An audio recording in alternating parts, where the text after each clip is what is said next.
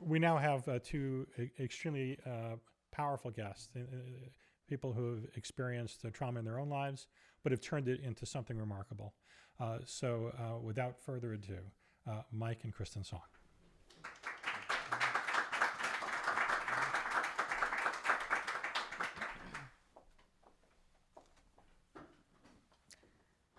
I saw a woman last year. Her eyes had a sparkle. Her posture was relaxed. Her movements were deliberate and full of energy.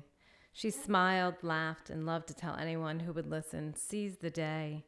She lived her life that way. She begged for a third child. Her husband did not understand at first that she was not done bringing life into this world. Her third child was born on a beautiful winter day. Her family was complete. She felt at peace. She used to tell people her heart grew 3 sizes that day. The pleasures in her life were her family. Her greatest joys were her children.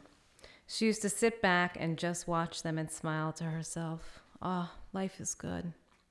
She was a confident mother. She took her job as a mother seriously and worked hard on making sure her 3 children felt loved and cherished.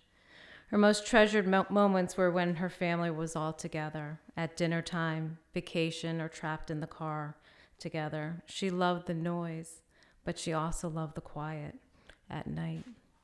When her children were tucked into their beds, they were safe. She did her job. Her children grew into teenagers and she fell more in love with them. Even when she received phone calls like, "Mom, I'm okay, but I totaled the car." Or, "Mom, don't freak out, I broke my nose in 3 places." Or when the school called and asked if her youngest child was planning on handing in any homework that year. She knew these were trials in their lives, but they were surmountable and good learning lessons for her children. They were becoming offshoots of her, and she marveled at their personalities, their dreams, kindness, and yes, grumpiness. She told them over and over, there is nothing that this family can't get through together. I saw a woman on January 31st, 2018. It was such a beautiful day, and she and her son had such a relaxing and fun morning together. He had just gotten his braces off, and he was so happy. She took a picture of him in the car and sent it to Daddy with the caption, "Look, no braces." They went to breakfast to celebrate this milestone. They had such a great conversation, and he was so upbeat. Her beautiful boy told her about his dreams, his hopes, and his plans for his future. He wanted to go to Rice University, go into the military, marry, and have 7 children. He wanted his house to be filled with music and laughter.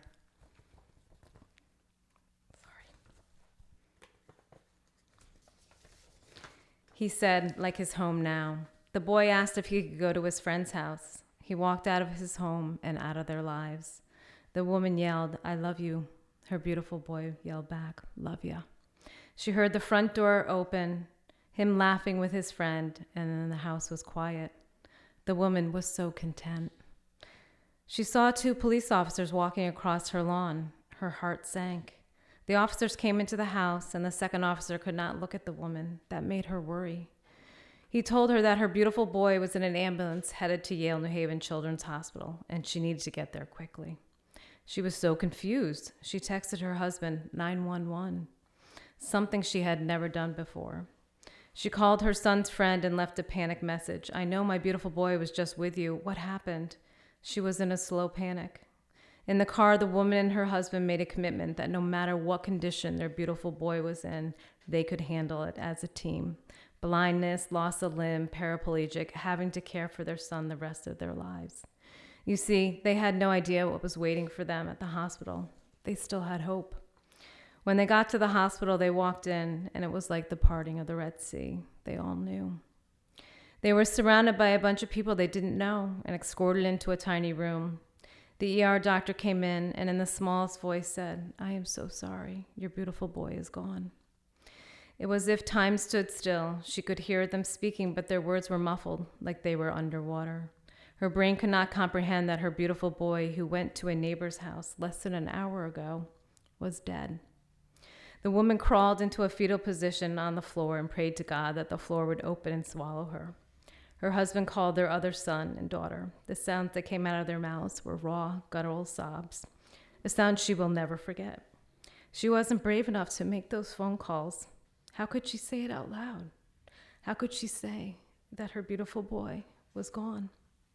The woman needed to see her beautiful boy, to let him know that he is loved and cherished, to kiss his forehead, to tuck him in one last time, to whisper that he is at peace now. She was not allowed to say goodbye. She didn't know that her son was shot in the head. He was unrecognizable. They would not let her see her son. She begged, a mother is the one who welcomes their babies into the world, and they should be the ones to comfort their children when they're leaving this world. When he was born, he was placed on her chest. "Welcome, little one," she whispered. He turned his head and looked at her. "Yes," she said, "I am your mommy." She wanted to be the last voice he heard on earth. Instead, the family walked slowly out of the hospital as their beautiful boy was being wheeled to the morgue. I see a woman. Her eyes are dull, her posture slumped, her movements as if by rope. She's in a stupor, getting through the days, but numb of heart, mind, and body. Her smile has turned to tears. Her energy is gone. She wonders if she will get through the day. The physical pain is so intense, it is hard for her to breathe. She feels like she is drowning. The things that used to bring her pleasure and great joy are chased away to the furthest parts of her mind. They are terrifying reminders of what used to be.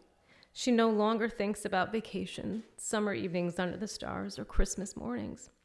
All these pleasures have been sacrificed just to survive.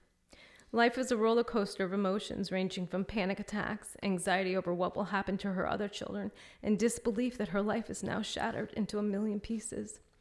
She doesn't sleep much, and when she does sleep, he visits her at night, calling to her. A noise wakes her up and she realizes she is sobbing and wailing. "Why, God? Please tell me why, my beautiful boy." She would have happily traded places with him in an instant. She's caught between two worlds, the one her beautiful boy is in and the one her living family is in. She stretches her arms, but she realizes that she will never hold all three of her children at once again. She gets up dreading another day without her son. She has failed as a mother. She sits with her coffee in the kitchen and contemplates suicide. "Oh, that sounds lovely. No more pain." Her other son grabs her hand and says, "I would not survive if I lost another member of this family." How did he know? Was it that obvious? She now knows she must choose life. The woman that was once vibrant, happy, optimistic, warm, loving, finds it necessary to withdraw into herself to protect her emotional stability. She isolates herself. It has affected more than just her. It has affected her prized possessions, her husband, and her children. Not only is she dealing with her own heartache, she's also trying to help them deal with their heartache. This woman is me. Ethan was my beautiful boy. Emily and Evan are my other children, and Mike is my husband. We are the faces of the aftermath of gun violence. Thanks so much.